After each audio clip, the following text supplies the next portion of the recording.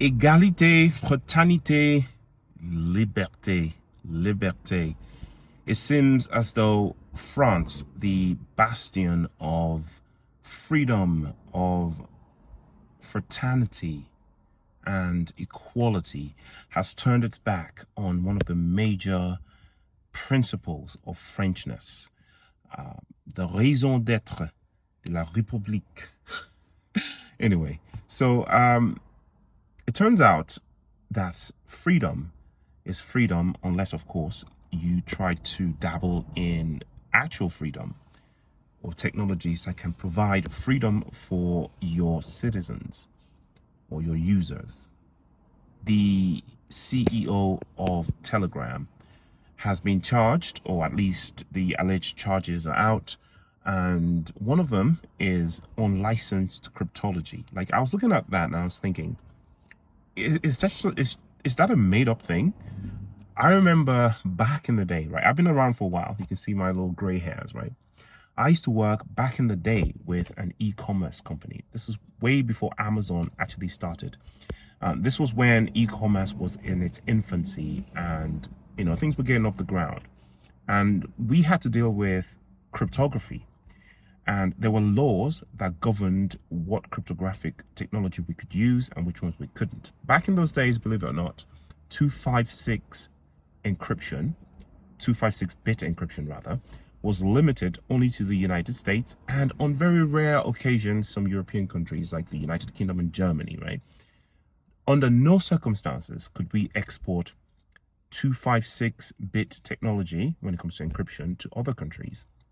125 technology, though, that was widely used across Europe, in Japan, in Australia, etc. But even that was restricted. For instance, we couldn't use 125 encryption technology with any company that had any relations with countries in the so-called axes of evil, right? So these were, Iraq, Sudan, you know the ones. The reason behind that, of course, was clear. The United States authorities apparently, or probably, had cracked 125 encryption, or they built some kind of backdoor system to that technology, and they were able to crack it so that they could listen to conversations that were encrypted in 125 technology. 256, on the other hand, even though it sounds like it's just twice as strong, is orders of magnitude stronger, 10 times, maybe 100 times stronger. That's just the way, bytes work, right? Doubling something doesn't mean it's twice as strong. It means it's 1,000,000 times stronger, something like that. Anyway, fast forward to the conversation now. In my previous video, I mentioned not trusting Facebook, hence not trusting WhatsApp. First of all, obviously, Facebook is an American company, so they do adhere to American law.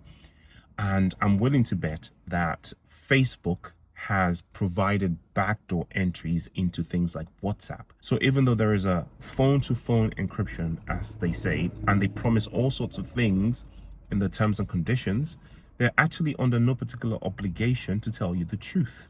So they can lie to you as long as they comply with the United States law, then they're good, right? And also, they could create a backdoor in the software and turn a blind eye to it while giving the information to the powers that be so that they can listen in on your conversation, or they can take recorded conversation and hack it after the fact. Were this not the case, Mark Zuckerberg and the executives at Instagram, at WhatsApp, at Facebook, and all their other apps will not be able to travel around freely as they do now. They will be under the same scrutiny as the CEOs of TikTok or CEO of Telegram as we have it now. Now, I'm not sure if the charges have been particularly due to French law, EU law, or their international agreement to extradite people on behalf of the United States. I haven't looked into it that deeply, but whatever the case may be, right? Apps nowadays, even though they might be based in a different country, they might be based in Sweden, China, the United States, the UK, Australia, North Korea, Israel, Japan, wherever, they now are used internationally. So an app like Telegram is used everywhere else in the world. So they would have to comply with all of these laws across the world. Now, the difference between the United States, France, and say Saudi Arabia or Nigeria, whatever, or one of those countries, well, apart from the fact that their laws are not usually that stringent when it comes to technology, they often also don't have the power of arrest like places in Europe and the United States, or the particular interests too, right? Also, some of these governments are not as invested as the United States is in controlling their citizens and making sure that they don't access cryptocurrencies, they don't access freedom, right? Because at the end of the day, what this is about isn't the fact that they've used some state-of-the-art technology. It's because the technology that they've used has prevented the powers that be from listening in on the conversation. By the way, the alleged crime is related to Telegram, the app, and not with Tcoin particularly.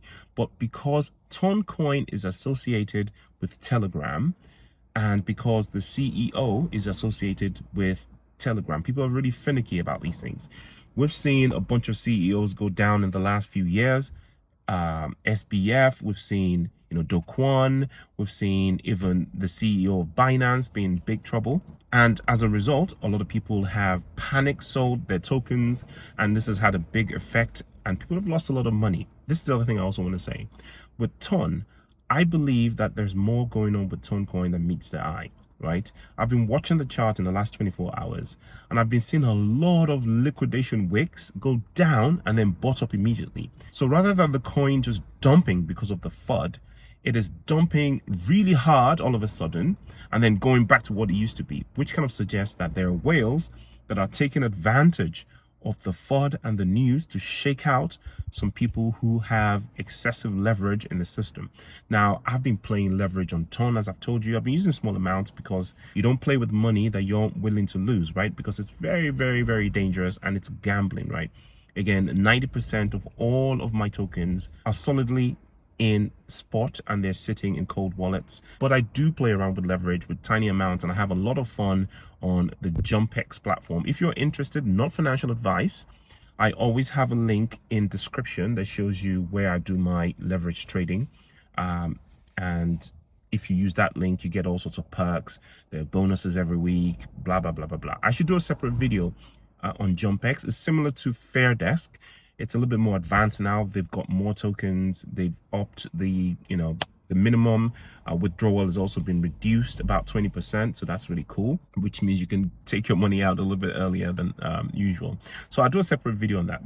But in terms of Toncoin and the powers that be and what's going on and how they're clamping down on freedoms around the world, this is only going to get worse, right? They're going to go after these big guys and try to take down these big platforms. It's only a matter of time before Telegram basically is just going to throw in the white towel and they're going to succumb, right? Because it's going to be a matter of, you either succumb to the powers that be or go to prison for a long time and, shut down Telegram. If you want to do an Assange or Snowden, they can maybe go to prison and stand their ground. But I'm not sure that Telegram's operations are decentralized enough for it to be able to sustain something like this. I know there's a blockchain project behind it, so maybe they're able to do that, or maybe this is going to give us a blockchain based system that is uncrackable, completely decentralized, no CEO to arrest. I mean, there are platforms that are in existence at the moment that have completely decentralized setups. But the difference is, of course, they're not private, they're open and public. But it's only a matter of time before someone builds a Telegram that sits on something like that, right? I use Hive, for instance. Hive is a social media platform. It's a blockchain on top of which social media apps sit. So it's an L1. There's hundreds and hundreds of L2s that are sitting on Hive at the moment. The market cap is very low. People don't know about it for some reason, but I've been using it now for the last 5-6 years or so, and I generate income on that by just posting and blogging because I'm a content creator, right? So it's one of the things that I'm interested in.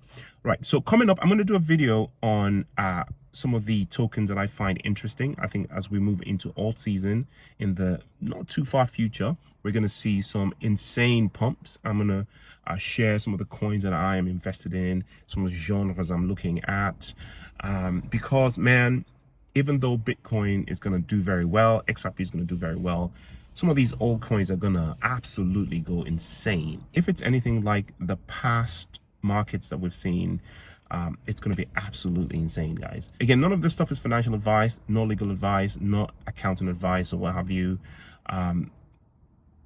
Do your own research. I'll see you in the next one. Peace.